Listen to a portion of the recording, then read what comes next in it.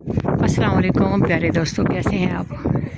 وہ نا ابھی بہت زیادہ مزیدار موسم ہے، بہت زیادہ پیارا موسم ہے نا، اور میرا چائے کا کپ پڑا ہوا ہے اور وہ کوئی کائٹ، کوئی پتنگ دیوانی ہو چکی ہے، تو یہ دیکھو شور مچا رہی ہے نا.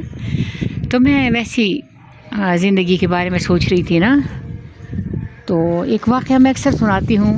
آج پھر مجھے یاد آیا تو میں نے کہا چلو سنا دیتی ہوں کہ وہ جو ایک گرو جی تھے نا، تو وہ ان کی موت قریب تھی، تو ان کے چیلوں نے ان سے کہا کہ سرکار آپ کو کوئی خواہش ہو تو بتا دیجیے نا. تو گرو نے کہا کہ مجھے کیک کھانے کو من کر رہا ہے، چاکلیٹ والا. تو انہوں نے کہا کہ وہ باہر نکلا، اس کا جو ایک چیلا نا ان کا، وہ باہر نکلا تو وہ چاکلیٹ کیک لے آیا نا. تو انہوں نے اس کی پیس کر کے جو ہی وہ گرو کو ایک چاکلیٹ کا کیک کا پیس دیا، تو کہتے کہ ایک اور چیلے نے کہا گرو جی ہمیں کوئی نصیحت کیجیے. تو کائٹ دیکھنا، کہتے ہمیں کوئی نصیحت کیجیے.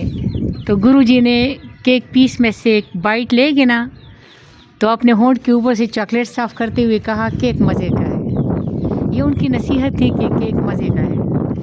یہ میری بھی نصیحت ہے، کیک مزے کا ہے. چائے کا کپ میرا پڑا ہوا ہے، مزیدار کلاؤڈز ہیں، مزیدار چائے ہے، ایک کائٹ اڑ رہی ہے نیچے. میری مرغیاں وہ جو جگہ بہت خراب کی ہوئی، ورنہ وہ دکھاتی. میری مرغیاں ہیں پیاری پیاری، حسین و جمیل مرغیاں. اور کیک مزے کا ہے. تو اپنے کیک کے ٹکڑوں پہ راکھ مت ڈالا کریں، ریت مت ڈالا کریں، کیک کو انجوائے کریں. اللہ آپ کو خوش رکھے، سلامت رکھے، آباد رکھے.